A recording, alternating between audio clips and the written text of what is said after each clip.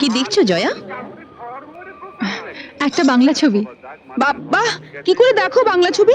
শুধু প্যান প্যানানি আর ঘ্যান ঘ্যানানি। আমি তো ভয় দূরদর্শন খুলি না। আমি তো আবার কলকাতা দূরদর্শন ছাড়া কিছু দেখিই না। তোমার বাপের বাড়িতে টিভি আছে?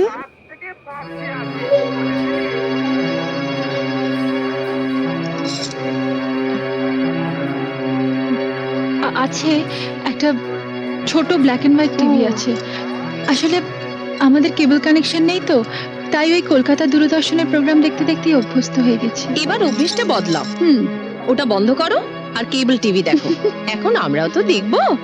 একটা দারুণ হিন্দি ছবি আছে। কি ছবি? হাম আপকে হ্যায় কौन।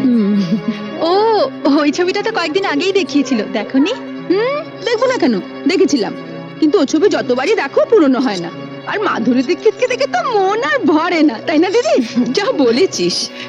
কিন্তু মাধুরীকে নিয়ে ওসব কথা তো ছেলেরা বলে, মেয়েরাও বলে। তবে তুমি অবশ্য বলবে না, তার কারণ তুমি তো নিজেকে মাধুরীর থেকেও সুন্দরী ভাবো।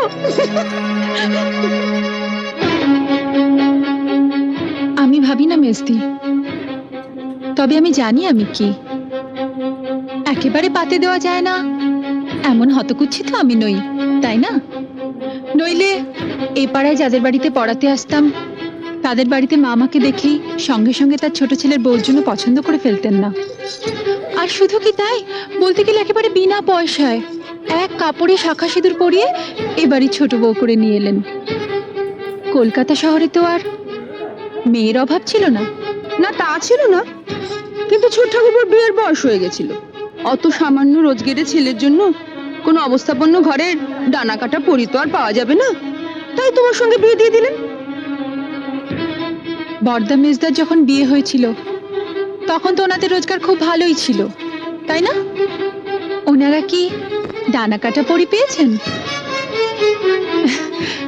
আচ্ছা দিদি, কিছু মনে করো না। তোমাদের দেওরের যদি রোজগার ভালো হতো আর তার যদি বড়লোকের সুন্দরী মেয়ের সঙ্গে বিয়ে হতো, তাহলে তাহলে তোমাদের কি লাভ হতো বলো তো? আমাদের আবার কিসের লাভ? ও মা, তাতে যদি তোমাদের কোনো লাভই না হলো, তাহলে আমি যেমন আমাকে তেমন ভাবে মেনে নিতে তোমাদের অসুবিধা কিসের? আমি তো তোমাদের বাড়া ভাতে ছাই দিতে আসিনি, বা আমি জোর করেও আসিনি। তাহলে আমাকে নিয়ে তোমাদের এত গায়ের জ্বালা কেন? বরং আমার স্বামী যদি বেশি রোজগার করতো আর আমি বড় লোকের মেয়ে হতাম, তাহলে কিন্তু তোমাদের অনেক অসুবিধে হতো। অসুবিধে হতো? কিসের অসুবিধে? তাহলে এই মুহূর্তে টিভিটা আমিই দেখতাম, আমার পছন্দ মতো দূরদর্শনের বাংলা ছবির চ্যানেল। আর তখন তোমাদেরও আমার সঙ্গে বসে বসে ওই বাংলা ছবির প্যান প্যানানি ঘ্যান ঘ্যানানি দেখতে হতো। কারণ তখন তো তোমরা আর বড় লোকের বউকে চটাতে পারতে না। তাই যা হয়েছে ভালোই হয়েছে, সাপে বর হয়েছে। এইটা ভেবেই শান্তি পাও। আসি, এখন তোমরা মন দিয়ে হাম আপকে হ্যায় কौन দেখো।